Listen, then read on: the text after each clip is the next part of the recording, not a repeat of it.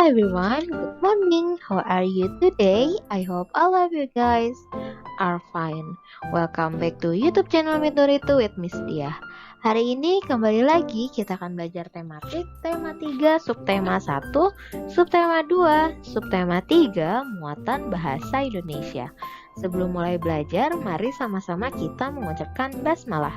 Bismillahirrohmanirrohim. Mengidentifikasi informasi penting dari teks eksplanasi.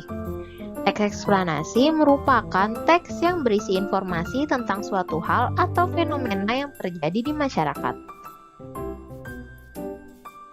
Menjelaskan informasi berdasarkan struktur teks eksplanasi. Teks eksplanasi memiliki struktur agar dapat dipahami dengan mudah. Struktur teks eksplanasi terdiri atas pertama itu pernyataan umum atau pembuka, yang kedua deretan penjelas atau isi, dan yang ketiga penutup atau simpulan. Perhatikan struktur teks eksplanasi berikut. Sini ada teks, judulnya itu James Watt, sang penemu mesin uap. James Watt adalah penemu yang mengembangkan mesin uap sehingga menjadi dasar dari revolusi industri. Ia lahir pada tanggal 19 Januari 1736 di Greenock, Skotlandia. Jadi, paragraf ini merupakan pernyataan umum atau pembuka suatu teks. Selanjutnya, ketika usia 18 tahun, Watt melakukan perjalanan ke London untuk melanjutkan studi tentang pembuatan instrumen dan peralatan selama 1 tahun. Setelah itu, ia kembali ke Skotlandia dengan tujuan membuat sendiri bisnis pembuatan instrumennya. James Watt mulai melakukan percobaan setelah temannya, Profesor John Robinson, mengenalkan tentang mesin uap pada tahun 1765.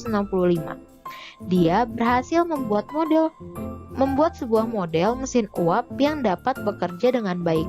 Nah, dua paragraf ini merupakan deretan penjelasnya atau isi.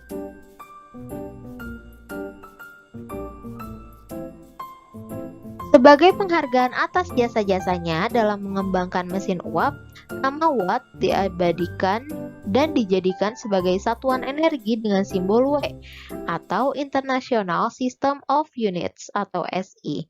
Seperti yang kita kenal sekarang, ia dikenal sebagai penemu yang memberi dampak positif bagi manusia. Nah, kalimat yang terakhir ini, paragraf yang terakhir ini adalah merupakan simpulan atau penutup suatu teks.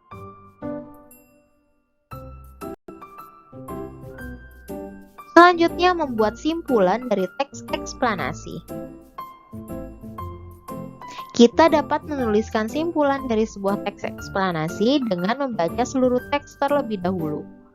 Catatlah pokok pikiran dari setiap paragraf dalam bentuk atau kalimat. Setelah itu, susunlah menjadi paragraf yang padu. Selanjutnya, mengidentifikasi kalimat efektif dalam teks eksplanasi.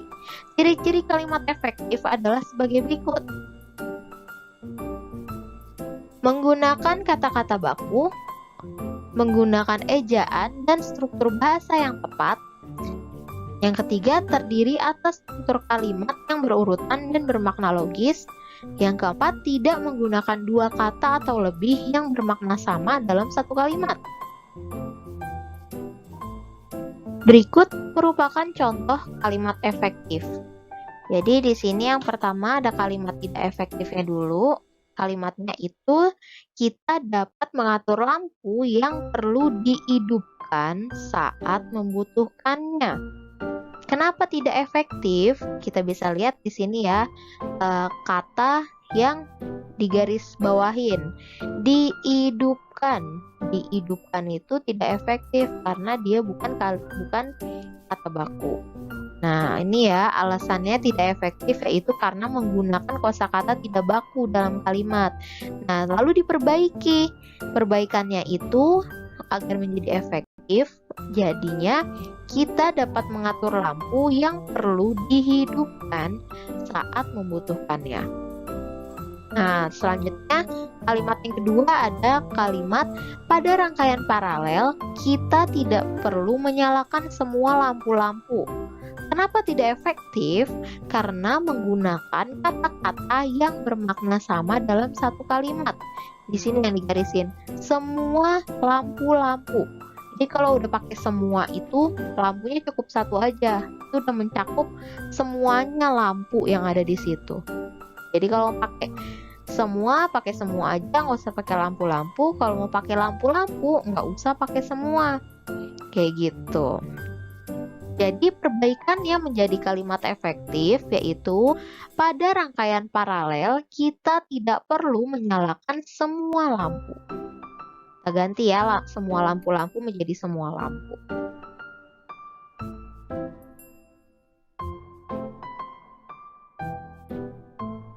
Kalimat efektif tersusun secara sistematis dan mudah dipahami. Contohnya, adik memberikan banyak permen-permen kepada temannya. Itu tidak efektif.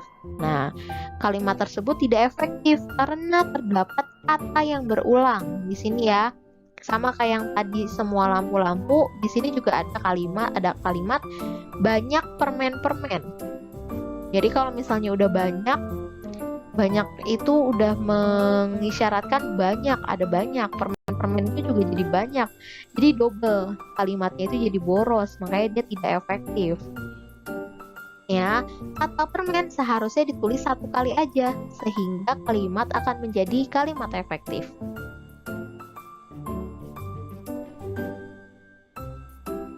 Jadi kalimat efektifnya dari kalimat adik memberikan banyak permen-permen kepada temannya, yaitu adik memberikan banyak permen kepada temannya. Cukup banyak permen aja, nggak usah permen-permen. Jadi perbaikannya seperti itu.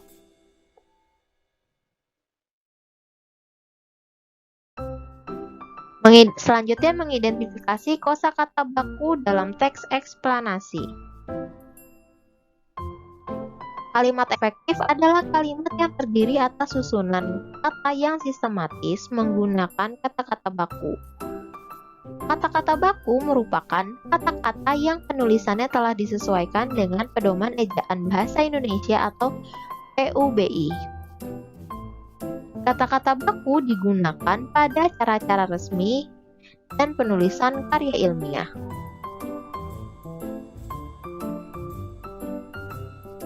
Berikut contoh-contoh kata baku dan kata tidak baku. Di sini yang pertama itu ada zaman. Zaman ini tidak baku, lalu kosakata bakunya itu zaman. Artinya adalah jangka waktu yang panjang atau pendek yang menandai sesuatu masa. Terus ada kata lobang, ini kata tidak baku dan kosakata bakunya itu lubang. Artinya liang. Lalu ada kosakata tidak baku tahun, kosakata bakunya adalah tahun. Artinya masa yang lamanya 12 bulan. Terus ada kosakata tidak baku kalau. Kosakata bakunya itu kalau. Artinya adalah seandainya. Lalu ada kosakata tidak baku gak. Dan kosakata bakunya dari gak itu adalah tidak. Artinya menyatakan penolakan.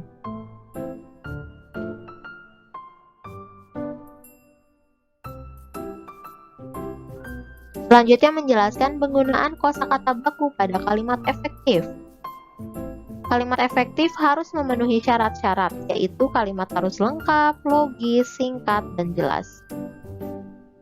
Lengkap artinya kalimat efektif sekurang-kurangnya harus memiliki unsur subjek dan predikat. Adapun unsur kalimat yang lengkap yaitu subjek, predikat, objek, pelengkap, dan keterangan. Homework. Tugasnya adalah silakan dibuka buku tematik tema 3-nya. Ya, di situ halaman 130.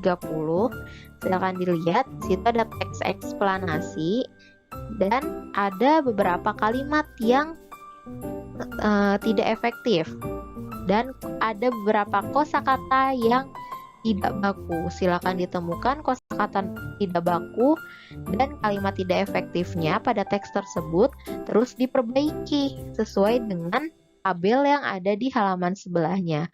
Boleh dikerjakan di buku itu. Kalau mau rapi, bisa juga dikerjakan di buku tulis. Kalau ada yang masih bingung, bisa langsung ditanyakan.